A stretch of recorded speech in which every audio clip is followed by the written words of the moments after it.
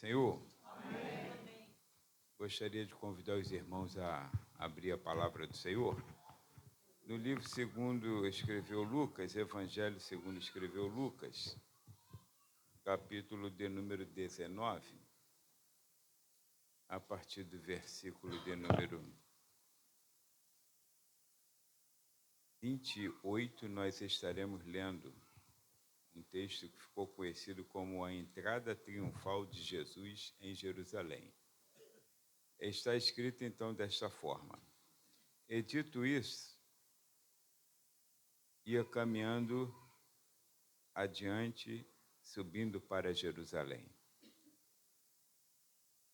E aconteceu que, chegando perto de Betfagé e de Betânia, ao monte chamado das Oliveiras, mandou 2 dos seus discípulos, dizendo: ide à aldeia que está defronte, e aí, ao entrardes, achareis preso um jumentinho, em que nenhum homem ainda montou.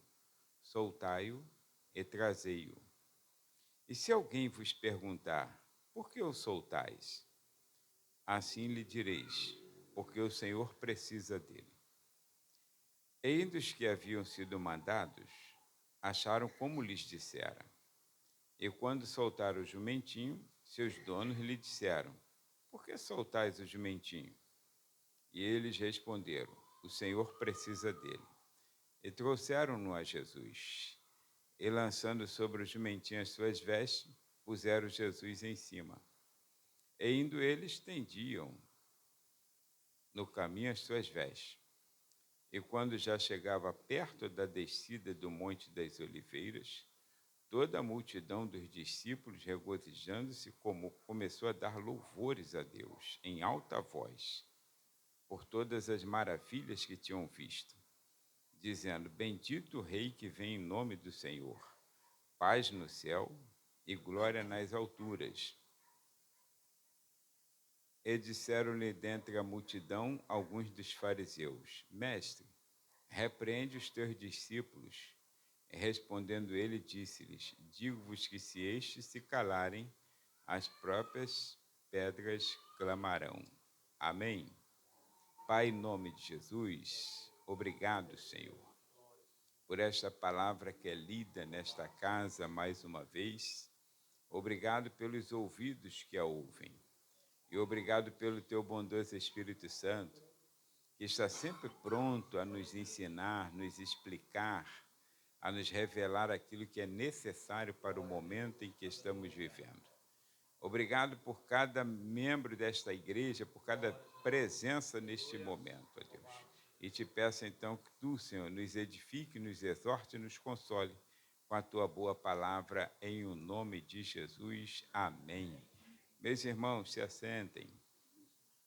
Nós temos uma palavra da parte do Senhor e nós, às vezes, olhamos, nós ouvimos aqui algumas pessoas que vieram à frente, deram uma palavra, né, de saudação, leram um texto bíblico e deram uma palavra de saudação, sempre manifestando a importância que temos de confiar no Senhor, de não sermos ansiosos. Todas as palavras, parece que combinadas, se voltaram para esse fator, porque de fato, irmãos, a ansiedade, ela é um mal do século, né? O mal do século. A ansiedade, na verdade, é uma forma de incredulidade que temos manifestada.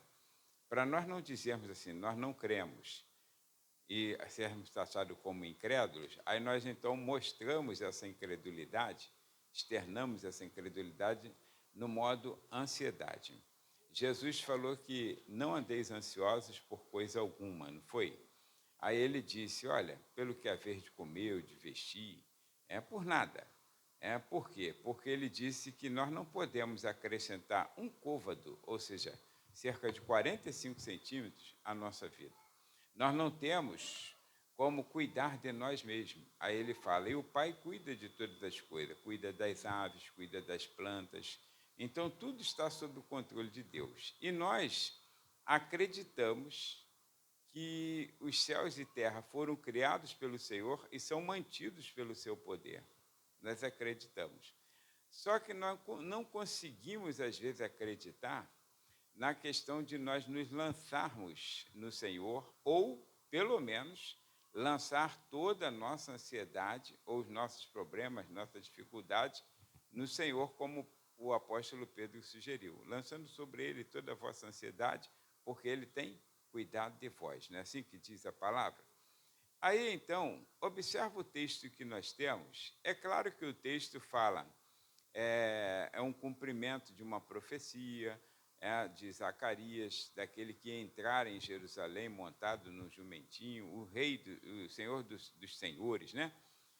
Ou seja, a manifestação do próprio Jesus em Jerusalém, dias já finais, para que ele pudesse cumprir todo o propósito de Deus aqui na terra. Mas nós não vamos focar no texto na questão de um cumprimento profético, e nem vamos tocar nesse texto assim voltado para a questão de Jesus ser o Senhor rejeitado ali pelos judeus. Mas vamos focar em pontos assim mais simples para que nós possamos ver como que Deus trabalha, a forma como Deus trabalha, exemplificado nesse texto, é a mesma hoje, irmãos. Deus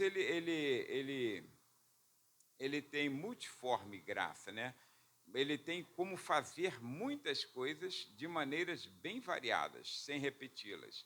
Mas parece que ele gosta de seguir um padrão e deixa isso para nós entendermos esse padrão e não termos dificuldade de entender que ele pode todas as coisas. Agora, existe a parte dele e existe a nossa parte. Em todo tempo é isso. É dito por um homem que viveu 20 anos, ele viveu 20 anos na Palestina para conhecer a história do povo de Deus, como Jesus viveu, 20 anos. Ele escreveu um livro chamado A Vida Diária nos Tempos de Jesus, né? Um livro dessa grossura, letrinhas miúdas, mas vale a pena. Então, esse homem, ele chegou a um ponto que ele disse que o judeu, quando olhava aquela terra árida, uma terra seca, uma terra vermelha, avermelhada, então ele dizia, e ele pegava seu instrumento, no nosso caso a enxada, né? Aí pegava o seu instrumento de plantio, aí ele fazia uma oração, ele olhava para aquela terra árida, que ele tinha que plantar, semear, aí ele dizia assim, Senhor, essa era a oração dele. A parte vermelha é a tua, a parte vermelha é a minha, a tua é a verde. Pronto. Aí, quer dizer, ele cai dentro do trabalho e quem é que vai dar? Vê o Estado de Israel, irmão, primeiro mundo, desse tamanhozinho, perseguido, ficaram espalhados no mundo inteiro, mas conseguiram se reerguer, porque é a mão de Deus. A mão de Deus. Então, eu tenho uma parte a fazer e Deus tem outra parte a fazer. A nossa parte, irmãos, por incrível que pareça, é como a relação pai e filho. Qual é a parte de um filho que está escrito? Honrar pai e mãe e obedecer, não é isso? Aí a parte, se o filho fizer bem essa parte dele, os pais fazem tudo por ele. Sabia disso? Os pais fazem tudo. Mas o que gera, às vezes, uma dificuldade de os pais serem assim melhores para com os filhos, é porque filhos rebeldes, desobedientes, ninguém aguenta um filho rebelde, um desobediente, até que a própria Bíblia diz, né, que o filho rebelde, isso no Antigo Testamento, que o filho rebelde, quanto mais, ele deveria ser entregue para ser apedrejado. Por quê? A Bíblia já decretava isso, a lei de Moisés. Então, observa, irmãos, aqui nós vamos olhar então para Jesus. Olha para Jesus, autor e consumador da fé. Olha para Jesus. Olha, nele, irmãos, nós vemos, primeiro, autoridade. Quando isso ele não tinha ainda morrido e ressuscitado, e já mostrava essa autoridade. Depois que ele morreu, ressuscitou e para ir assunto ao céu, aí então ele disse assim, pediu para os discípulos estarem com ele, olharem para ele, e disse assim, todo o poder me foi dado. Quer dizer, não sobrou para ninguém. Todo o poder me foi dado no céu e na terra. Quer dizer, ele é a autoridade. E aqui ele já demonstrava autoridade. Ele já tinha feito muitas proezas, já tinha realizado muitos feitos. Agora, nesse momento, irmãos, onde ele acabara de falar, olha, eles viram quando Jesus entrou na casa de Zaqueu, como aconteceu, naturalmente, eles viram como Jesus, no meio de uma multidão que caminhava, parou em determinado ponto, olhou para uma árvore sem nunca ter visto aquele camarada, disse: Zaqueu, desce depressa. Isso deve ter sido um espanto. Meu Deus, como é que ele sabe que é Zaqueu, que esse cara se chama Zaqueu? Como que ele sabia que esse camarada está em cima de uma árvore? Você está todo mundo passando aqui, a multidão oprimindo ele, e ele então fala. Então eles viram muitos feitos. Aí ele contou essa parábola anterior, falou sobre a questão dos discípulos, né? Ou seja, dos servos, 10 servos e das 10 minas, contou essa parábola mostrando como o Senhor sairia, deixaria eles negociando, tudo preparando psicologicamente. Mas agora ele está no Monte das Oliveiras, chama 2 de seus discípulos e diz assim: vem cá vocês, a Bíblia não mostra quem são, não mostra. Em outros casos, às vezes, mostra: vem Pedro, Tiago e João falar comigo. Nesse caso, como o Senhor vai dar uma ordem para nos ensinar generalizando, não mostra, porque o foco não é quem faz, o foco é o Senhor. É que às vezes a gente hoje fica muito focado, e é o pastor fulano que vai pregar, é o irmão fulano. Não, o foco não é quem faz, irmãos. Lembra de uma coisa, o que vale aqui é a palavra, não é o pregador. Pregador pode se levantar qualquer um, qualquer pessoa pode ser usado por Deus. Deus usou peixe, Deus usou mula para falar, Deus usa qualquer um. Agora, o foco, então, não é o pastor, não é o pregador, não é a pregadora, não é cantor, nada disso. O foco é Cristo. A palavra que é Cristo. Então, o que acontece? Ele chama 2 discípulos, sem citar nomes. Isso tudo, com certeza, tem um motivo dele para conosco, nosso aprendizado. Aí ele chama 2 discípulos, que aqui todo mundo é discípulo, todo mundo é aprendiz. Ninguém aqui chegou ao nível, estou formado. Não. Essa escola, irmãos, ninguém se forma. Ninguém se forma. Olha, então é como a escola dominical, né? Ninguém se forma. Eu estou aluno da escola dominical a vida toda, né? Então, aí o que acontece? Olha, aí ele chama 2 discípulos, os 2 discípulos se apresentam e ele manda os discípulos, isso é autoridade, é os versos principalmente 28 e 30, mas os que nós lemos primeiro, né? 28. E dito isso, caminhando adiante, subindo para Jerusalém, aí 29, aconteceu que, chegando perto de Betfagé de Betânia, ao monte chamado das Oliveiras, mandou 2 dos seus discípulos, 30. Agora, dizendo: ide à aldeia que está defronte, e aí, ao entrardes, achareis preso um jumentinho. Jesus não tem um binóculo, irmãos. Ele não está olhando de lá, tem um jumentinho preso lá, aí você, não. Ele dá com ênfase, quando vocês entrarem na aldeia, ou seja, ele sabe o local em que se encontra. Irmãos, alguém que sabe com exatidão onde está preso um jumentinho e que nunca foi montado por ninguém, meu Deus do céu, nós não temos motivo para ficar ansiosos, preocupados. Nós não temos motivo para duvidar de Cristo, irmãos. Não temos motivo. Eu posso até duvidar pela minha natureza pecaminosa. Pecaminosa. Meu coração pecaminoso, posso até duvidar, mas motivo para isso ele não nos deixou. E olha que ele ainda não, como eu disse, não tem todo o poder. Ele só está fazendo o que o Espírito Santo de Deus lhe fala ao ouvido. Porque quando ele foi batizado, entrou na água do Jordão, aí a Bíblia diz que o Espírito Santo desceu sobre ele, se apossou dele. E aí, a partir dali, para ir ser tentado no deserto pelo diabo, quem levou foi o Espírito Santo. Ou seja, era como se ele tivesse na crista da onda. Já viu um surfista quando é bom? Na crista da onda. Não parece que é fácil? Parece que é fácil. A gente fica ali, isso aí é coisa fácil, né? Parece que é fácil. Aí o surfista só sendo levado pela crista da onda. Assim Jesus foi conduzido pelo Espírito Santo. Ele não mandava mais nele. O Espírito Santo lhe direcionava, até então que haja entrado a plenitude dos gentios, ou seja, o fato de ele ali ter morrido, ter entregue em sacrifício por nós, aí sim, agora todo o poder lhe será entregue. Mas, por enquanto, o Espírito Santo é quem vai direcioná-lo para a sinagoga, para expulsar o demônio dos gadarenos. O Espírito Santo está conduzindo ele. Ele está ouvindo, está sendo direcionado. Porque ele é 100% homem. 100% homem. Mas olha como ele tem uma autoridade dada por Deus para realizar o que precisa ser realizado. E ele, então, ele sabe como se fosse assim, pela onisciência, e nessa condição humana, ele não é onisciente, nessa condição humana. Ele não é onisciente, na condição humana, ele não é onisciente. Lembra quando ele fala assim, ó, quanto ao dia e hora, ninguém sabe, nem o filho do homem. Então, ele não está na condição de onisciente. Agora, claro, depois que ele já está na condição de Deus, né, que voltou para o trono de glória, aí sim é outra história. Mas aqui na Terra foi-lhe dado revelações gradativas, progressivas, assim como é dado a qualquer um de nós. Agora, qual o diferencial?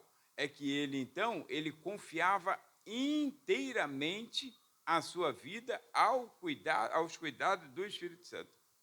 E às vezes nós não fazemos. Nós queremos tomar as rédeas da direção. Aí então ele mostra ali e ele diz assim: mandou, solta, traz. Ou seja, ordens, irmãos. Os discípulos aqui mostraram uma coisa que é imprescindível para nós, tá? Ordens não são para ser discutidas, e sim cumpridas. Se o Senhor ordenou, bom, não sei que bicho vai dar, mas se ele ordenou, a gente tem que fazer. Está entendendo? Assim como Abraão. Abraão, sai da tua terra, do meio da tua parentela e vai para uma terra que eu te mostrarei. Pô, Abraão já tem uma vida estabilizada, irmãos. Abraão não era tão enriquecido quanto foi depois, mas Abraão não era um João ninguém. Aí ele já tinha a vidinha dele estabelecida ali, ele tem 75 anos de idade, está com a vida estabilizada. Aí o Senhor do nada chama, Abraão, sai da tua terra, do meio da tua parentela e vai para uma terra que eu te mostrarei. Imediatamente Abraão se preparou e foi. Aí Moody fala, Abraão saiu sem saber para onde ia, mas sabia com quem ia. Isso faz um diferencial muito grande. Saber com quem você anda, irmãos, é diferente, né? Eu não sei, os discípulos não sabem que vão enfrentar. Porque, irmãos, é como se fosse considerado um roubo. Um roubo. Imagine, você está lá, de repente, chega um camarada, pega a tua bicicleta, está no teu portão, encostadinho no teu muro, aí chega do nada, pega a bicicleta, aí monta e vai saindo fora. Você, primeiro que está arriscado a gente já chegar planchando a mão no cara, né? Então, quer dizer, já sem perguntar depois, né, que o camarada tiver caído. Mas eles não sei, é um risco que eles correm. Aí eles chegam lá e quando eles entram, vão tranquilo. Quando eles entram na cidade, no lugar em que Jesus falou na aldeia, irmãos, lá, para surpresa nossa, que nós somos incrédulos, lá está o quê? Um jumentinho, novinho, que nunca foi montado por ninguém. Jumentinho, irmãos, que hoje para a gente não vale nada. Só quem montava em jumentinho eram pessoas que tinham condições. Aí, então, lá está o jumentinho. Eles vão lá e fazem exatamente como Jesus ordena. A ordem é, vocês vão encontrá-lo amarrado, vocês vão soltar a amarra e vão trazer. Se alguém perguntar, porque ele sabia que ia acontecer, se alguém perguntar, o dono, no caso, pergunte, o que está acontecendo aí? Aí vocês vão falar só isso, o Senhor precisa dele. Irmãos, é muita autoridade. Não tem como não obedecer a Cristo. Não tem como viver sem Jesus. Não tem como nós desculparmos, Senhor, como disse Adão e Eva, né? Tive medo e me escondi. Não tem como, irmãos. É muita autoridade, porque acontece exatamente assim. Eles estão desamarrando, quando eles desamarram e vão saindo, aí o camarada, oxe, está acontecendo aí? Vai para onde com esse jumento? O Senhor precisa dele só, sem discussão, sem nada. Liberaram. Quem é o Senhor? Lembra qual era a aflição de Moisés no chamado dele? Qual era a aflição de Moisés? Quando eu chegar lá, vão me perguntar, quem é que te enviou? Aí o Senhor falou o quê? Tu fala isso, mais isso e mais aquilo. Não, fala assim, eu sou, me enviou a voz. Isso é a resposta, irmão. Isso é a resposta, eu te envio para uma missão, aí quando chega lá, alguém pergunta, mas você veio em nome de quem? Vim no nome do eu sou. Eu não sei quem eu sou. Irmão, mas quando soava essa palavra, a autoridade de Deus, irmãos, é muito grande, irmãos. É muito grande. Aquilo já quebrava. Eles não sabem quem são os discípulos, eles não sabem quem é Jesus, e nem citaram o nome dele. Eles não sabem, irmãos, quem é que precisa. Eles falaram, o Senhor ou o meu mestre precisa dele. Só isso. Lembra quando Jesus depois fez outra cena dessa, para ir no cenáculo arrumar a última Páscoa dele com os discípulos? Ele chegou no cenáculo, vocês vão encontrar um homem com cântaro, vão seguir esse homem, aí vão entrar, ele vai entrar numa casa, vocês vão bater na porta lá e falar com o dono da casa. Dono da casa, o Senhor mandou a gente vir aqui preparar a Páscoa. Olha, na casa dos outros, irmão. Aí o homem vai levar vocês num cenáculo todo mobiliado e vai dizer, vai fazer aqui, pronto. Ele manda ou não manda? Ele sabe ou não sabe o teu endereço? Por isso que eu sempre falo aqui para vocês, para que crente corre atrás de profecia? Para que crente vai na casa, vou lá atravessar 3 montes para poder chegar lá, alguém tascar a mão na minha cara e falar, eis meu servo que eu te vi quando chegou. Não, irmãos, o Senhor sabe onde você mora. O Senhor sabe onde nós estamos. O Senhor sabe todas as coisas. Agora, diferente, se ele falasse, meu filho, vai em tal lugar, que lá eu vou falar contigo. Igual fez com Jeremias, capítulo 18. Jeremias queria que Deus falasse com ele. Ele era um profeta, tinha se acostumado a ouvir a voz de Deus. Mas só que, às vezes, Deus não manda onde a gente quer, não. Podia ter mandado numa casa de rico, né? Aí não, mandou Jeremias na casa do oleiro, cheio de lama. E foi lá para a casa do oleiro, né? Não tinha nada, irmão, só fedor de barro e lama para ele ver. Olha, mas ele entendeu a voz de Deus. Escuta, aqui, irmãos, primeiro, a parte de Deus é a autoridade. Ele tem poder, ele tem autoridade.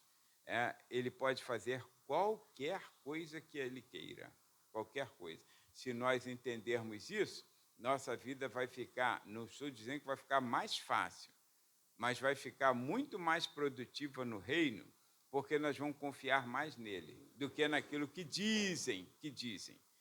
Porque sempre tem uma palavra contrária, uma palavra negativa, né? Mas aí você vai, mesmo com todo um nível de fé desse tamanhozinho, imagina os discípulos saindo, com um nível de fé desse tamanhozinho. Aí, mesmo assim, o Senhor cumprirá. Quando eu faço a minha parte, ele consegue fazer a dele. Agora, pergunto, se os discípulos não saíssem como a ordem foi dada, teria Jesus feito? Não teria feito. Porque para aquela situação ele precisava que houvesse uma participação, ou seja, é uma coparticipação. Eu tenho algo para fazer, mas preciso que você faça a tua parte. Aí o Senhor fez a parte, os discípulos fizeram a parte, agora o Senhor vai fazer a deles. Eles não sabem ainda exatamente o que vai acontecer, por que ele precisa do jumentinho. Eles não vão lembrar da profecia de Zacarias, não vão, irmãos. Eles estão ali absortos com o que Jesus está fazendo e não vão ficar pensando, Zacarias falou isso aqui, provavelmente seja para eles. Eles nem lembram disso, de profeta Zacarias. Então, observa. Então, aqui nós observamos autoridade e já falamos e observamos sobre o quê?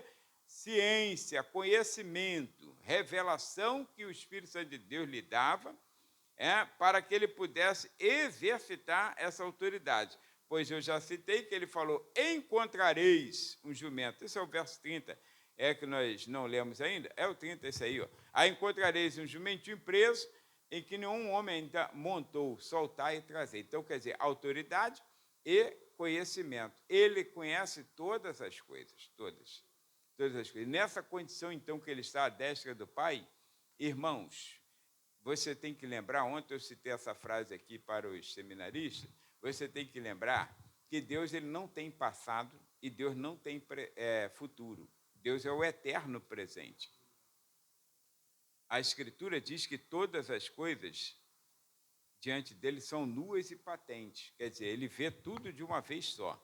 É como a gente que fica aqui no alto, aí bota uma maquete, né? Uma maquete de um condomínio. Já viu a maquete de condomínio? Você vai comprar um apartamento na planta, aí eles fazem uma maquete bonita, né, do condomínio. Aí você fica aqui, e tu já vê o condomínio todinho pronto. Já vê a piscina, a quadra de esporte, a academia. Já vê todo ele pronto aqui. O bloco A, o bloco B, até o bloco Z está lá. Então, tudo, você já viu tudo. Então, para Deus é assim, com um diferencial, que você olha uma maquete, mas não olha dentro.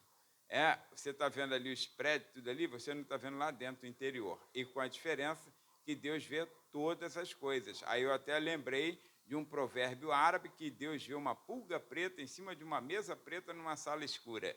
Então, se ele consegue ver uma pulga preta numa mesa preta numa sala escura, irmãos, qualquer coisa ele está vendo. Nós não temos como esconder do Senhor, nada, nada.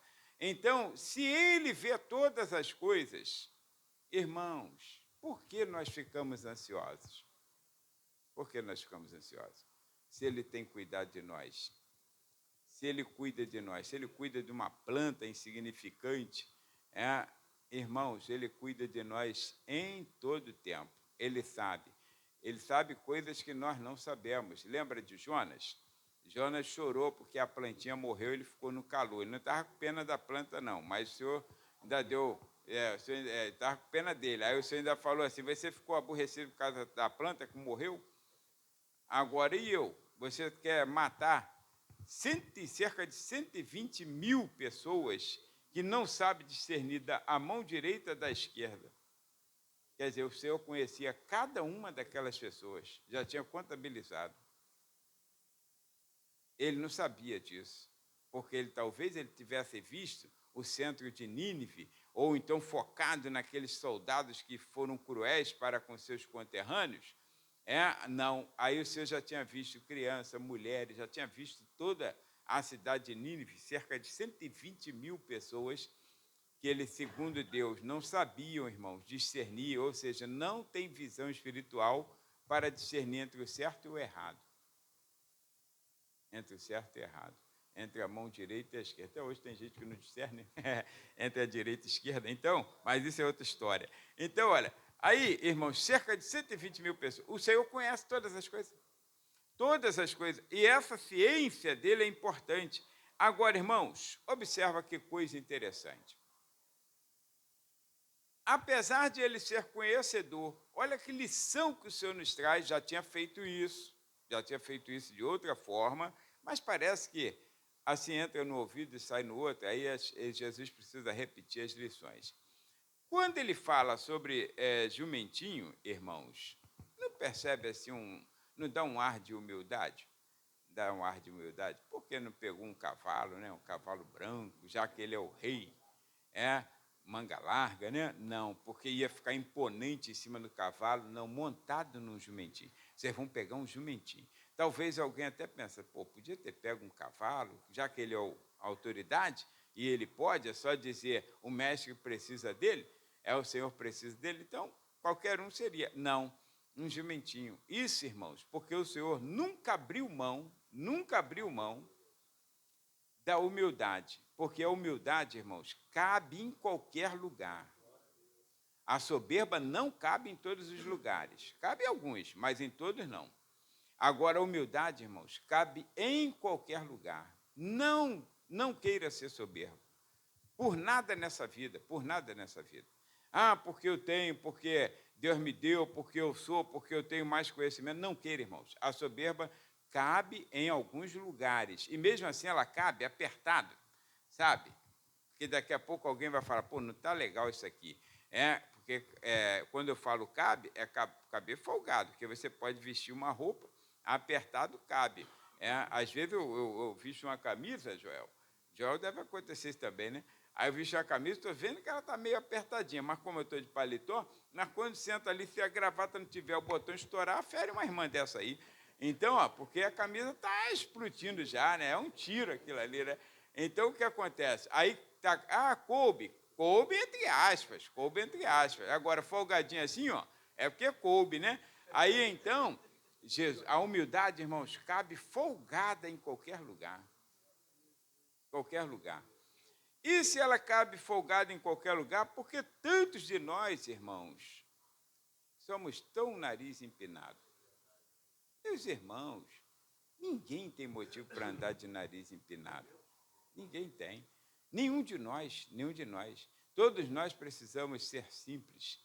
Todos nós precisamos. Aliás, essa era uma preocupação do apóstolo Paulo, né, com a igreja aos Coríntios, na segunda carta, capítulo 11, me parece, que ele falava assim, o meu medo é que vocês se apartem da simplicidade que há em Cristo Jesus. Olha só, aí hoje, irmão, século 21, quanta gente soberba. Quanta gente soberba. E às vezes por nada. Nem motivo teria para dizer, não, eu sou soberbo por causa disso. Tem nada para ser soberbo. Porque o que nós somos ou temos, irmãos, tudo vem do Senhor. Ali está, já colocou lá, está vendo? Porque eu temo que assim como a serpente enganou Eva com a sua astúcia, assim também sejam de alguma sorte corrompidos vossos sentidos e se apartem de quê? Da simplicidade que há em Cristo. Irmãos, essa era a preocupação do apóstolo Paulo, que tinha, entre aspas, motivo para se vangloriar. Tinha, porque era, vamos dizer assim, fariseu de fariseus, homem conhecedor, filósofo, teólogo, o homem era conhecedor demais das contas. Agora, não tinha nenhuma vaidade em querer ser, porque ele sabia que todas as coisas pertencem ao Senhor. Irmãos, não queira ser vaidoso, não queira ser soberbo. Mantenha-se nesse caminho da humildade. Monta no jumentinho e fica quietinho. Está de bom tamanho andar no jumentinho, né? Então, olha, aí, outra coisa que nós vemos no versículo 30 ainda de lá, irmãos, é zelo, tá? Porque Jesus falou assim, ó, vocês vão trazer um jumentinho que nunca foi montado. Quer dizer, não é qualquer um. Nunca foi montado. Zelo. As coisas de Deus, irmãos, tem que ter zelo. Querem ver uma coisa? Eu fico assim, meio que, assim, eu acho estranho, né? A pessoa, por exemplo, eu não tenho nada com a igreja dos outros, tá? Não tenho nada com a igreja dos outros, mas é um hábito, irmão nosso. As pessoas, por exemplo,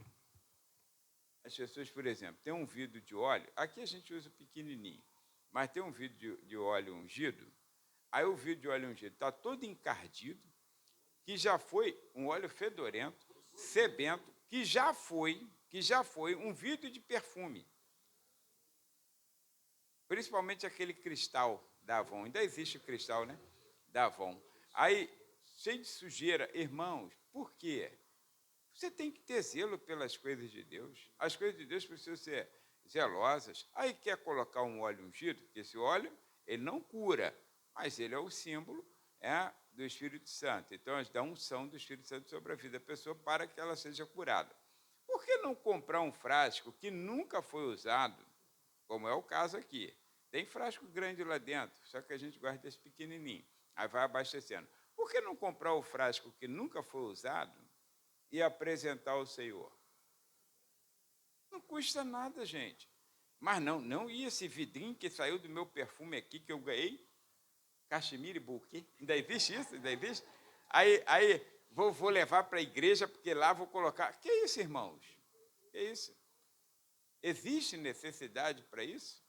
Ou, de repente, até achou, não sei, na rua, achou bonito. Vou levar para a igreja. Irmãos, olha que Jesus tem uma preocupação e fala assim, pega um jumentinho que nunca foi montado. Porque o propósito que ele tinha, irmãos, era como se fosse um culto a Deus, é um cumprimento de uma profecia. Então, no que Deus faz por nós, ou tem a fazer por nós, requer zelo. Zelo. Maldito todo aquele que fizer a obra do Senhor fraudulentamente ou relaxadamente, em algumas versões de Bíblia. Irmãos, toda pessoa que faz a obra de Deus tem que ter zelo, tem que ter zelo. O que Deus te chamou para fazer? Zelo. Me chamou para cuidar disso, zelo. É para cuidar do microfone? Zelo. É para cuidar da arrumação? Zelo. É para pregar? Zelo. Para ensinar? Zelo. Tudo você tem que ser zeloso. Tudo, tudo. O apóstolo Paulo também ensinou isso na carta aos Romanos, capítulo 12. Sede zelosos. Então, você tem que ter zelo, zelo. E aqui Jesus mostra isso para nós como ensinamento. E outra coisa, aí a necessidade que a nossa necessidade não é tão importante no reino de Deus quanto a necessidade do Senhor, tá? A necessidade do Senhor. Que aí ele falou assim, vocês vão falar que o mestre precisa dele. Pronto. Então, se o Senhor precisa, irmãos, o Senhor dá uma tarefa que ele precisa. É uma necessidade. Quando a gente falou de Jonas, Deus tem uma necessidade, ou não. Ele precisa salvar uma pessoa, é uma necessidade. E ele precisa, então, de um homem que seja o seu porta-voz lá, a sua voz lá naquela população. Olha a necessidade de Deus. Aí Jonas cumpriu a necessidade de Deus? A princípio? Não, não cumpriu. Por causa de quê? Por causa de problemas pessoais que ele queria resolver no peito e na marra. Não, quero mais é que eles morram. Quero mais é que eles morram. Não quero que ninguém se salve. Depois ele revela esse pecado que está no coração dele. Mas Deus precisava de um profeta.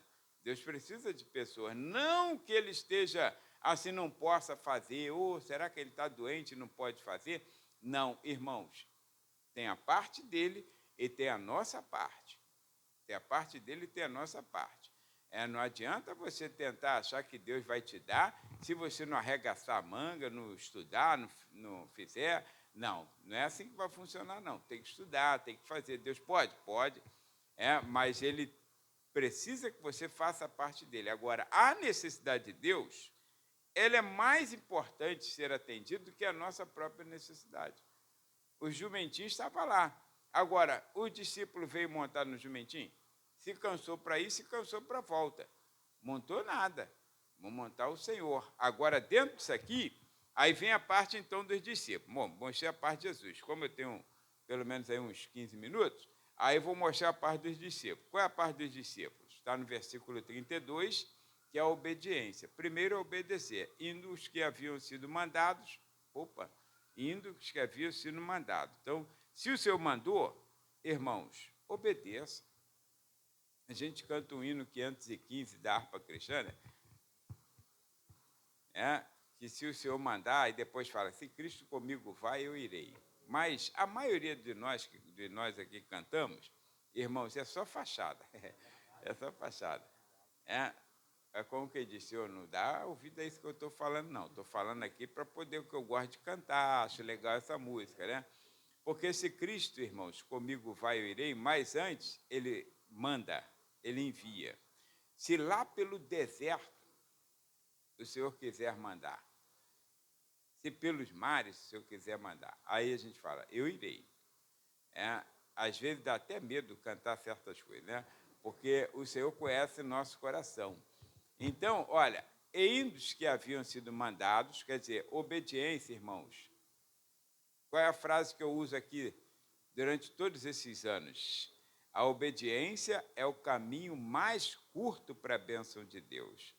Não tem outro caminho, não tem outro atalho, não. A obediência, tem que obedecer, irmãos. Obedecer é fundamental. Eu sei que nem sempre fazemos o que queremos ou o que gostamos. Nem sempre, irmãos. A maioria das vezes, eu fiz na obra do Senhor o que eu não gosto e o que eu não quero. Mas é porque o Senhor mandou. Aí o Senhor mandou, a gente não pode negar. Porque ele não pediu, ele mandou. Então, se ele te empurrou para a obra, porque eu já disse aqui, o texto de Lucas, capítulo 10, onde diz assim, rogai, pois, ao Senhor da seara, que envie obreiros para a sua seara, ele deveria ter sido traduzido literalmente ali, rogai ao Senhor da seara, que ele empurre obreiros para a sua seara. É empurrar, ali é empurrar. Enviar ali é empurrar. Quer dizer, ou seja, porque, não quero ir, não quero, mas vai. Como uma criança que não quer ir para a escola. Vai para a escola, vai para a escola. Está chovendo, vai para a escola assim mesmo. Eu estou sentindo dor de cabeça, então vai tomar injeção. Não, então eu vou para a escola. Então, vai para a escola assim mesmo. Aí vai empurrado, não vai empurrado? Agora, quantos que foram empurrados na infância e depois deu certo na vida adulta? Então, o Senhor empurra, ele não quer saber, não. Se ele acha que eu tenho o perfil para atender aquela vocação, aí ele não espera eu ficar todo feliz assim, Senhor, conta comigo aí. Não, empurra, irmãos. Lembra de Isaías? Isaías já era, entre aspas, um profeta, irmãos, filho de Amitai. Aí, quando o Senhor o chamou, aí ele ficou, Senhor, vou morrer, que eu sou de impuros lábios. Aí o Senhor vai, tasca ali uma brasa viva na língua dele e fala, agora tu vai. Pronto, acabou, empurrou. Jeremias foi a mesma coisa. Senhor, que isso? Vai. Ezequiel foi a mesma coisa. Chamado a ser profeta quando ele era vocacionado, ensinado a ser sacerdote. Ele era filho de sacerdote. Mas o Senhor não queria ele como sacerdote, queria ele como profeta. Aí levantou ele, filho do homem, põe-te de pé. Aí ficou lá de bobeira, o Senhor pegou ele pelo cabelo. Pum, vai ficar em pé. Aí eu vou falar contigo. E empurrou ele para a seara. Acabou. Não tem jeito, não. Se Deus te chamou, não dê desculpas. Não dê desculpas. Moisés deu desculpa. Todos eles deram desculpa. É porque ficaram com medo, irmão. Natural. Agora, o Senhor requer de nós o quê? Obediência. Fidelidade à sua palavra. Olha o versículo 34. Fidelidade à sua palavra. Que nós já comentamos, mas na parte do Senhor. Responderam, o Senhor precisa dele. Qual foi a palavra de Jesus para os discípulos?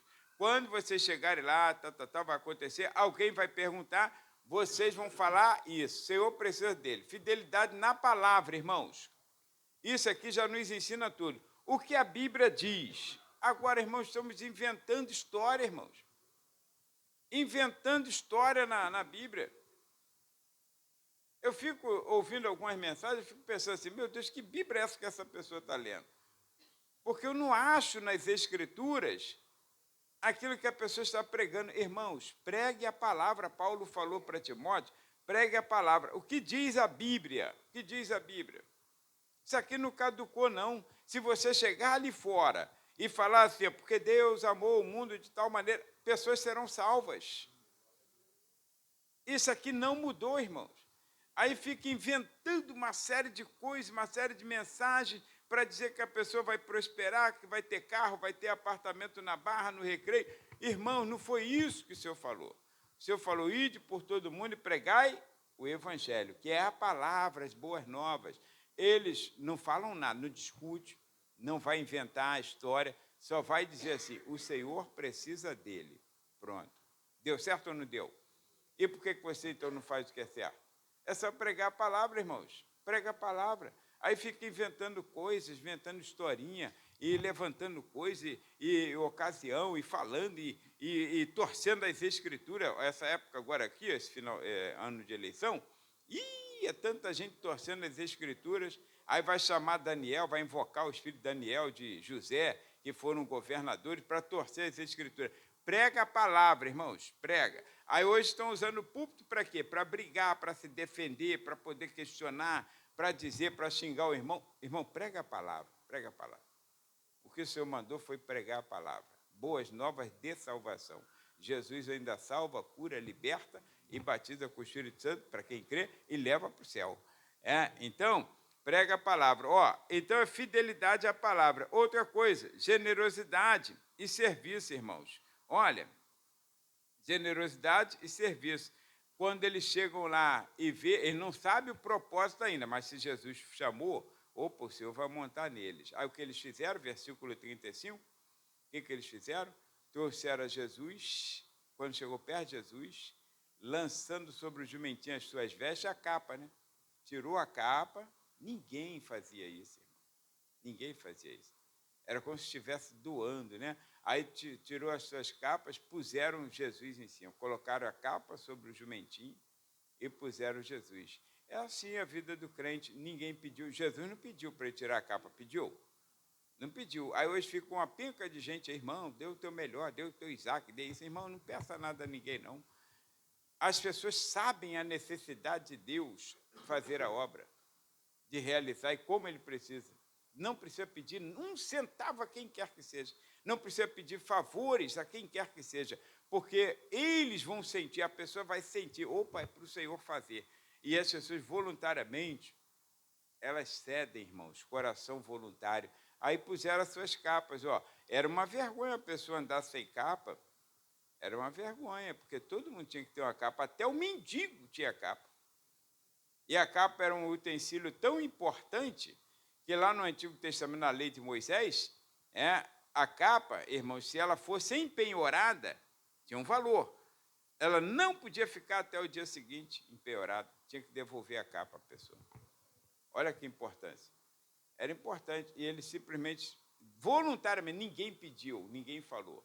Sentiram o desejo de tirar a capa e colocar em cima do jumentinho. Ah, e detalhe, aí, quando eles vão passando, aí eles vão tirando as capas, colocando para Jesus, o jumentinho também passar, porque Jesus não é pelo jumentinho não, tá? Você não vale nada, mas Jesus vale, né? Então não é o jumentinho que vale não, é você.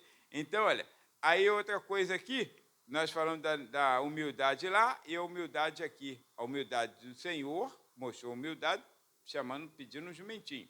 Agora, olha a humildade dos discípulos, porque quando Jesus está, nos versos 36 a 38, aí a humildade dele, irmãos, por quê? Eles fizeram isso aí, ó, estendiam no caminho as suas vestes, passa à frente. E quando já chegava perto da descida de Jerusalém, toda a multidão dos discípulos, regozijando, começaram, passa à frente um pouquinho, que depois eu vou voltar nesse, dizendo, bendito o rei que vem em nome do Senhor, paz no céu e glória nas alturas. Ué, mas onde está a humildade aí? Quem é que viu os discípulos aí? Quem é que apareceu? Foram os discípulos de Jesus? Todo o foco era para ele, para Jesus, não para si. Eu que peguei o jumentinho, eu que trouxe, eu que encarei o cara lá e falei, o Senhor precisa dele. Eu que desamarrei, estava com medo, mas desamarrei. Não, irmãos, ninguém pode aparecer. Ninguém. Que ele cresça e que eu diminua. Então, Jesus está ensinando. Ali, naturalmente, foi natural, tá? Ninguém apareceu. Agora, irmão, vamos fazer um culto. Meu Deus, é tanta gente que quer aparecer. É tanta gente. Toda hora tem alguém no foco da lente. Toda hora. Irmãos, que ele apareça e que nós desapareçamos. A glória tem que ser para o Senhor. A glória não pode ser do homem. A glória de Deus, a alegria é nossa, né? Então, a glória sempre tem que ser de Deus. Agora, resultado da fusão, ou seja, de Cristo ter feito a parte dele e os discípulos terem feito a sua parte, qual foi o resultado? Um baita culto, espontâneo, não tinha marcado, porque hoje nós estamos aqui, é marcado, quarta, sexta e domingo, né?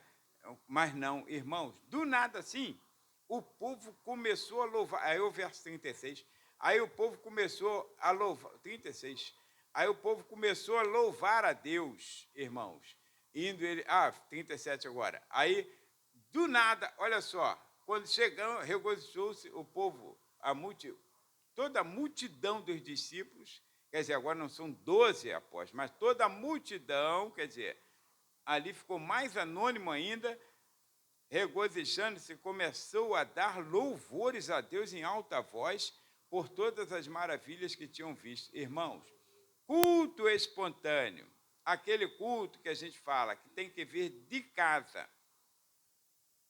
Culto espontâneo. Eu trago o meu culto, eu trago a minha oferta. Você traz o seu culto, você traz a sua oferta. E não estou falando de dinheiro, né? Que a oferta hoje é sinônimo de dinheiro. Estou falando de culto. Você trazer a tua adoração, o teu louvor, a tua oportunidade, se eu tiver uma oportunidade hoje, eu vou ler um texto tal, vou dar uma palavra, eu vou cantar tal louvor. Irmãos, vem de casa, tem que ter espontaneidade, tem que ter espontaneidade. O culto não pode ser uma coisa, por mais que ele tenha, vamos dizer assim, ordem, que o culto tem sim uma ordem, né? Aí, então, por mais que ele tenha essa ordem, mas ele não pode ser mecânico, ele não pode ser mecânico. Aí, então, tem uma ordem, mas, irmãs, as irmãs vão cantar o hino tal. O hino tal. Não, espontâneo. Irmão, vem aqui à frente, você vai fazer um solo, mas eu quero que você cante o hino tal, tá? Aquele que eu gosto, aquele que eu gosto. Não, irmãos, que isso? É o hino que Deus pôs no seu coração, é teu louvor, é a tua oferta, é o teu culto ao Senhor. E ali eles começaram, do nada começaram a cantar, aí começaram a louvar, bendito que veio em nome do Senhor, cantando e dando glória a Deus, louvores em alta voz. Aí aquilo foi aglomerando pessoas. Se a gente fizer uma coisa assim, espontânea, aí tu viu que aglomera muitas pessoas na rua? É só a gente sair na rua ali e começar a cantar. Aí vem, que malucos são esses aí? Aí começa a aglomerar. Ali começou a aglomerar pessoas, irmãos, por causa de um culto espontâneo. Essa é a fusão da vontade de Deus sendo cumprida, porque estamos cumprindo aquilo que nos foi designado a fazer. E se tiver, vamos dizer assim, coerência, né, com a humildade, com a simplicidade, nada de eu aparecer. Aí aparecer. Agora, vamos marcar um culto aí. Aí vamos marcar. Sabe o que vamos marcar? Vamos marcar aqueles encontros que faz aí em época de política. Não tem marcha para Jesus, essas coisas gratuitas só em época de política. Irmãos, aquilo ali é barulho. Aquilo ali não adora a Deus. Aquilo ali é barulho. Por isso que às vezes você vê, meu Deus, viu o escândalo que a pessoa fez no show? No show gospel, né? O escândalo que fez, mas tu queria esperar o quê? Queria adoração? Não tem adoração. Não tem adoração, porque ali, irmãos, pessoas estão aparecendo. Se não é o cantor, aí é um político que se levanta para depois dizer, isso aí foi eu que fiz, foi eu que patrocinei e tal. Deus não está nesse negócio. Agora, espontâneo, irmãos, meu Deus do céu, faz parte. E por último, irmãos, claro, não pense que todas as coisas que você fará para o Senhor, ou então bênção pura, vou fazer a vontade de Deus, aí Deus então trabalha em minha vida, final vai dar tudo certo, com certeza vai, mas não esqueçam que tem a oposição. Os fariseus logo se levantaram, fariseus são os religiosos, os da própria casa, logo se levantaram para dizer, Senhor, manda eles calarem, repreende os teus discípulos. Jesus não está nem aí para eles. Porque se você estiver fazendo o que o Senhor ordena que você faça como crente, irmãos, pode levantar a prova que vier, você sairá vencedor e ileso dessa prova, e aprovado. Agora, se você faz as coisas de acordo com a tua vontade, igual está acontecendo hoje, a pessoa faz a glória para si, começa a vir os escândalos, e só nego massacrando, e ele fica arrebentado mesmo. Aí vai preso, aí começa escândalo, vai ser excluído da sua igreja, da sua convenção. Por quê? Está fazendo aquilo que lhe traz benefício. Agora, faz a obra de Deus. Escândalos vão se levantar, mas Deus te garantirá a vitória. E, por fim, irmãos, o Senhor, então, dá um alerta final. Verso 40, e aqui eu acabo, até porque não tem mais para onde ir. Aí, então, respondendo ele, disse-lhes, digo-vos, falou isso para os fariseus religiosos, que vale para hoje. E aqui tem um mistério, né? Se esses se calarem, as próprias pedras clamarão. Ou seja, e detalhe, irmãos, detalhe, a multidão, Israel, se calou com o propósito de Deus. Romanos capítulo 11. Aí o que Deus fez? Levantou a igreja. Igreja, lembra que Jesus falou? Pedro, tu és pedra. Ele não era chamado de Pedro, né? Mas Jesus deu o nome dele de Cefas. Aí disse assim, Pedro, tu és pedra, fragmento de pedra.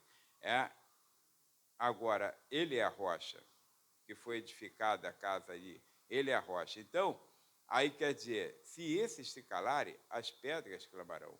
O Senhor colocou a igreja no lugar de Israel para levar essas boas novas. Se a igreja falhar, irmãos, dá ruim. Então, vamos continuar? Vamos confiar no Senhor? E se Ele mandar pegar um jumentinho, pega. Mas se Ele não mandar, não pega não, que é roubo. Mas se o Senhor mandar, obedeça. Amém? Vamos, então, parar por aqui. Vamos fazer a oração.